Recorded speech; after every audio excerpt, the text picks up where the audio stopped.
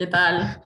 Bueno, es un placer estar acá. Muchas gracias por invitarme a contar la experiencia que tuvimos. Es un estudio de implementación que realizamos en el Hospital Ramos Mejía de Buenos Aires y en el Hospital Central de Mendoza para implementar la prescripción electrónica de antirretrovirales, y ocurrió en el contexto de la pandemia COVID. Este estudio fue financiado por el subsidio Salud Investiga en la convocatoria 2019-2020 que da la Dirección de Investigación en Salud del Ministerio de Salud de la Nación. Un poquito para contarles: yo soy médica clínica, especialista en HIV, trabajo en el Hospital Ramos Mejía hace muchos años, hice un máster en salud pública con foco en epidemiología, y bueno, me interesa todo lo que tiene que ver con la intersección entre la tecnología y las nuevas tecnologías y la atención de los pacientes, que de esta manera se pueda mejorar la calidad de atención. Mi mirada obviamente es más desde la clínica y de lo asistencial, así que bueno, un poco creo que se complementa con todo lo que con lo que se estuvo hablando anteriormente. Un poco para contarles: el proyecto la idea surgió en el año 2019 en el contexto de hospitales públicos. Puntualmente el HIV, que es la patología que más trato, es una enfermedad crónica que requiere tratamiento de largo plazo y la medicación se toma en forma diaria.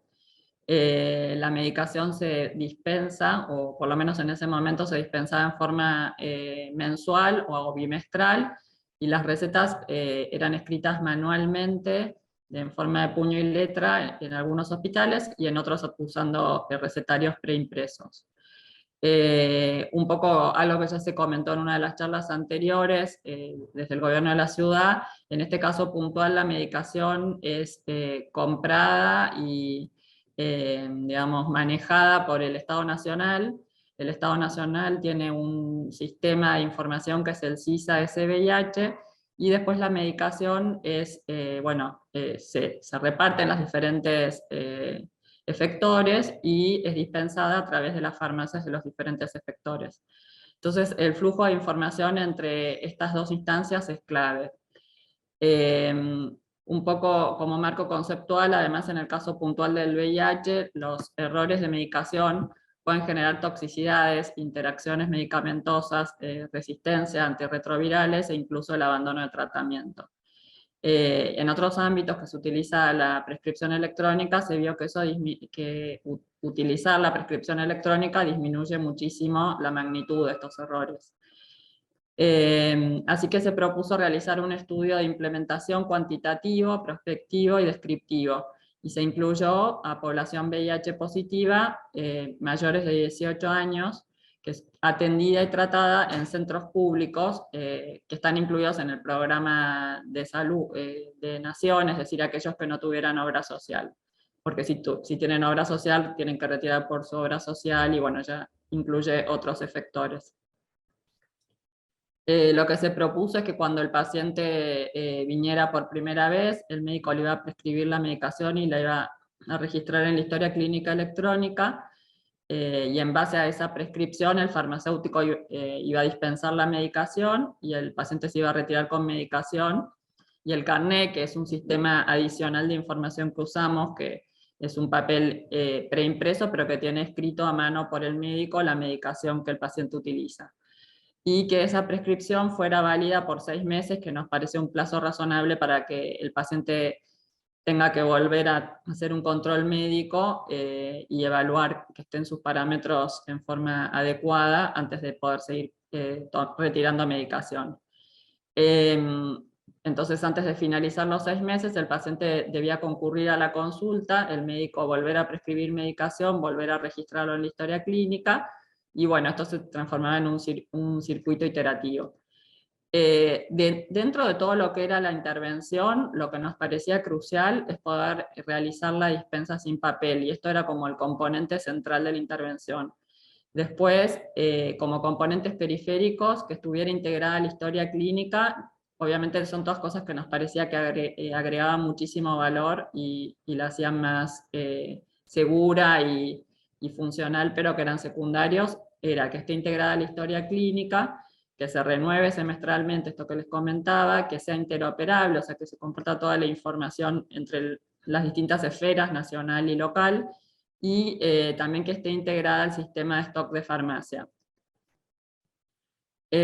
Un poco la propuesta del estudio, al ser un estudio de implementación, lo que medía en este marco teórico que utilizamos, que es el REAIM, era el alcance de la estrategia, la efectividad que tuviera, el nivel de adopción, el nivel de implementación y el mantenimiento a largo plazo.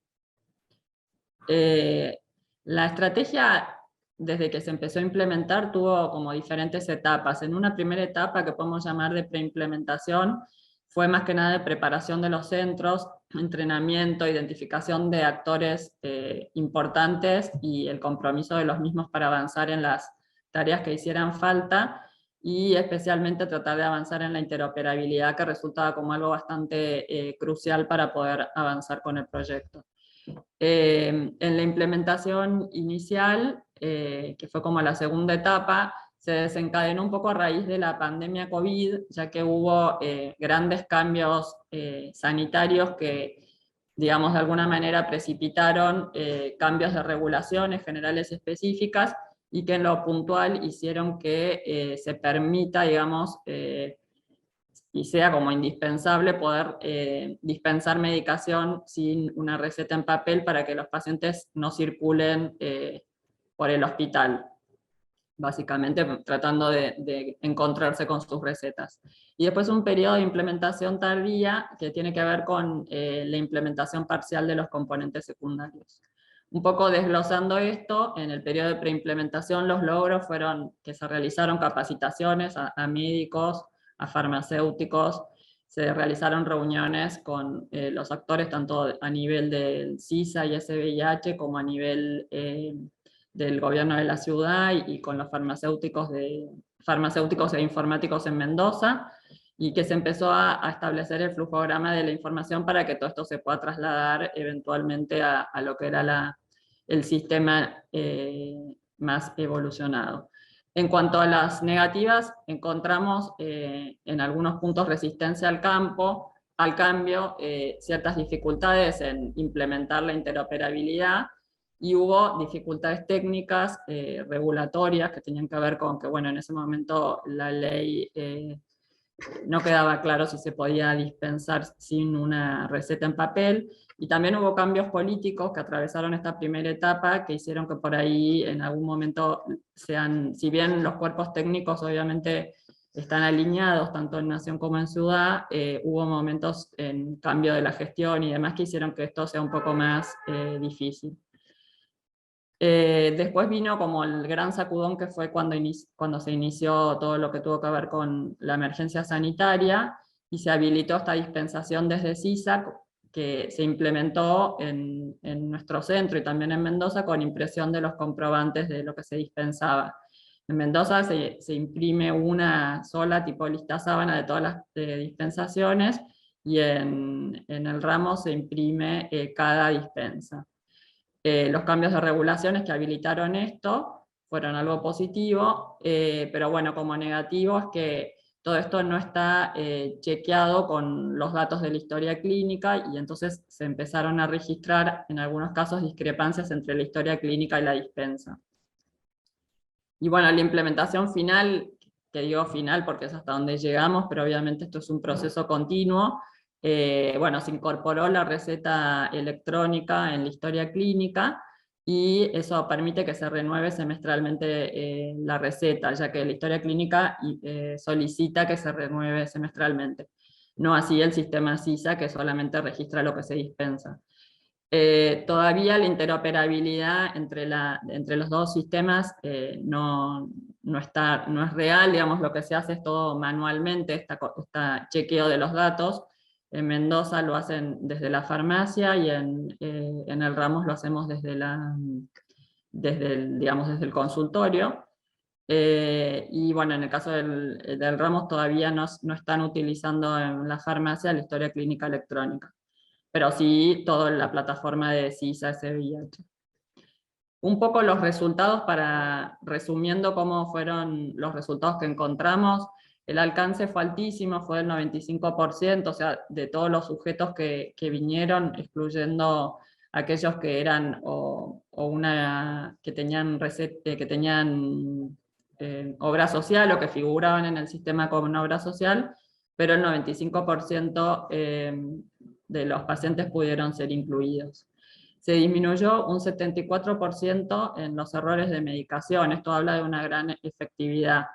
Y se pudo, gracias a esta evaluación interna, medir las discrepancias que había entre la historia clínica y la dispensa, que fue el 4,3%, que bueno, que la verdad que en la etapa basal no se pudo medir, pero bueno, está buenísimo poder esto de intercomunicar las historias clínicas con el trabajo en farmacia, porque nos permite también tener un control más cercano en ese sentido. También la adopción, la verdad que fue del 100% en cuanto a que todos los médicos y farmacéuticos en los diferentes niveles y jerarquías lo adoptaron, aunque después les voy a comentar que bueno, puede haber diferentes grados de adopción. Se entregaron en total 13.358 meses de dosis de tratamiento, con ciertas dificultades y avances, pero bueno, se logró hacerlo y se alcanzó a lo que es mantenimiento, que tiene que ver con la perspectiva de esta estrategia a largo plazo, una proporción de 83% de los pacientes con carga viral indetectable. Estos son dentro de los que se midieron la carga viral, que no representan a todo el universo de pacientes, pero que es un dato bastante positivo. También el nivel de adherencia a antirretrovirales fue medido y la verdad que los pacientes tuvieron un nivel aceptable en el 70% de los casos y regular o malo en el 30%, considerando que fue medido en el contexto de la pandemia. Creo que los resultados son bastante buenos también. Un poco para contarles cómo es la población, bueno, casi el 70% de la población son hombres, de los que se atienden en estos dos hospitales, con una mediana de 42 años, y a nivel basal, o sea, esto fue antes de empezar con esta estrategia, el 78% tenían carga viral indetectable, que es como el parámetro que utilizamos para medir si el tratamiento está funcionando. Y bueno, un nivel de defensas, que son los CD4, que es otro de los parámetros que utilizamos, de 611. Esto después, en cuanto a lo que fue la efectividad, podemos ver los errores en la cadena terapéutica, también cómo fueron disminuyendo. Errores en la prescripción, se ve que un descenso drástico. Errores en la dispensación, hubo un pequeño incremento, pero cuando se miran los errores combinados de prescripción y dispensación también descendieron muchísimo. Y acá se ve, bueno, los resultados totales. Dentro de los errores podemos hablar de errores que producen daño, que serían que no producen daño, que serían del A al D, y que producen daño, que requiere tratamiento, sería el tipo E. Como se ve, la verdad que en casi todas las categorías hubo descensos importantes entre la pre-implementación y intra-implementación, que creo que es muy, muy importante este aporte.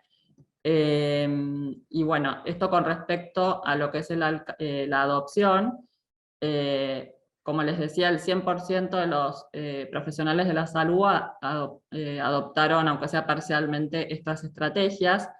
En el Hospital Central de Mendoza, la adopción fue del 100% por parte de farmacia. En cuanto a los médicos, les costó un poco más por ahí adaptarse al cambio. Se utilizaron diferentes estrategias para implementarlo, entrenamientos, y bueno, se incorporó la prescripción electrónica a la historia clínica, finalmente. En el Ramos, sí, se hizo una adopción completa del componente central, pero hubo algo de resistencia hacia los componentes periféricos, y sobre todo por todo lo que tiene que ver con realizar cambios a un sistema que aparentemente está funcionando, y bueno, a veces es difícil cuando tampoco están dadas las cuestiones técnicas como para poder estar en el escenario ideal, digamos. Un poco revisando cómo fue la evolución de las esta, digamos, secuencia.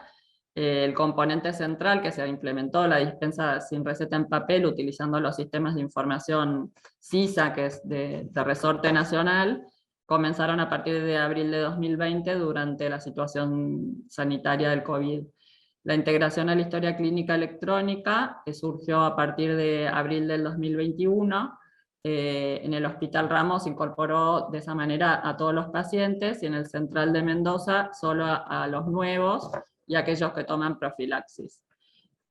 Como la renovación semestral no está contemplada por CISA, pero sí por la historia clínica en el Ramos Mejía, o sea, la que es del gobierno de la ciudad, eso se está empezando a implementar. En el Central de Mendoza no se contempla por ahora la renovación semestral. Y bueno, la integración al sistema de dispensa de farmacia, el CIS, digamos, utilizando el CISA hay una integración que mide todo el stock y demás, pero para poder incorporar el sistema de stocks de SIGEOS, que es el del gobierno de la ciudad, y de esa manera integrarlo a la historia clínica electrónica, hace falta también este tema de la interoperabilidad. Y en último indicador que medimos, que es el mantenimiento, lo que vimos es que se logró una incorporación continua de pacientes, una alta proporción de pacientes indetectables, y que más de 2/3 tuvieron buen o excelente nivel de adherencia, como les había comentado antes. En definitiva, lo que aprendimos es que es posible, que es efectiva la prescripción electrónica, que tiene excelente aceptación por parte de los usuarios. Yo creo que, viendo, digamos, la perspectiva de los pacientes, sería como impensado poder volver a una receta en papel por todo lo que implica para ellos, ¿no? Todo el tiempo y el desgaste adicional que significa tener que pedir una receta en papel. Pero bueno, incorporar nuevas estrategias o nuevas intervenciones en un sistema de salud siempre requiere alto compromiso y por parte de los agentes involucrados, y bueno, muy buena disposición. Y para profundizar la adopción y asegurar el mantenimiento a largo plazo, sería ideal alcanzar la interoperabilidad, que eso es un poco lo que escuché que también se está trabajando desde otras líneas, así que me parece buenísimo. Bueno, muchas gracias a todos, y no sé si hay alguna pregunta. Muchísimas gracias, Manuela. Sí, tenemos algunas preguntas que fueron haciendo. Una de las preguntas es de Diego, que pregunta si mejoró de alguna manera la adherencia de los pacientes a los tratamientos. Si bien no se midió específicamente la adherencia previa al inicio de esta estrategia, en principio la adherencia que medimos nos parece que fue buena, pero tenemos que tener en cuenta bueno, que estuvo atravesado por la pandemia, y hubo muchos pacientes que tal vez no están reflejados en estas mediciones, porque si no estuvieron retirando en los últimos meses del tratamiento, directamente no los podemos tener reflejados. De esos hubo también que se perdieron de seguimiento durante la pandemia.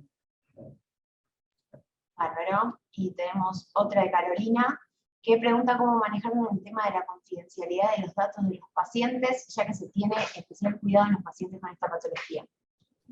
Sí, ese es un tema, digamos, en los pacientes con VIH. Normalmente, para todo lo que es impreso se utiliza un código que no refleja el DNI ni nada de eso, pero bueno, los pacientes en lo que es el sistema CISA, que tiene como un portal especial que es el SVIH, pueden ser identificados a través de este código, o sea que por ese lado no hay problema.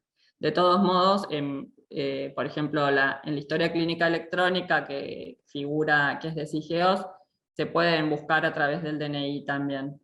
Se trata de hacer con la mayor, digamos, confidencialidad posible, pero en algunos casos esto puede ser un punto vulnerable.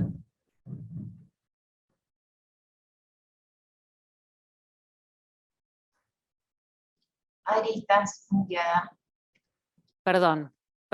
Hola, ¿qué tal? Buenas tardes. La Hola. verdad que el trabajo súper claro, muy bueno. Mi pregunta apunta un poco a esto, ¿no? Si bien ustedes dijeron que había datos de adherencia que aparentemente mejoran, que los pacientes cumplan con el tratamiento y que las recetas se renuevan cada 6 meses, ¿qué pasaba si esos pacientes a los 6 meses no volvían? Digo, ¿los farmacéuticos podían contactarlos, podían citarlos, podían preguntarles por qué no venían? Digo, ¿hubo como una posible interacción entre la atención farmacéutica de este tipo de pacientes? ¿O lo piensan si es que no lo hubo? Sí, eso se hace en parte desde la coordinación SIDA, que es, por ejemplo, el gobierno de la ciudad, identificar los pacientes que se caen del padrón, digamos, los que venían y dejan de venir, y tratar de relocalizarlos. Nosotros también, desde la atención médica de los pacientes, incorporamos, a raíz de también la pandemia COVID, atención por telemedicina, y utilizamos justamente estos pacientes que desaparecían de alguna manera, o sea, que habían estado retirando y que no retiraban más, y son parte de los pacientes que fuimos contactando para ofrecerles como opción esto de la telemedicina.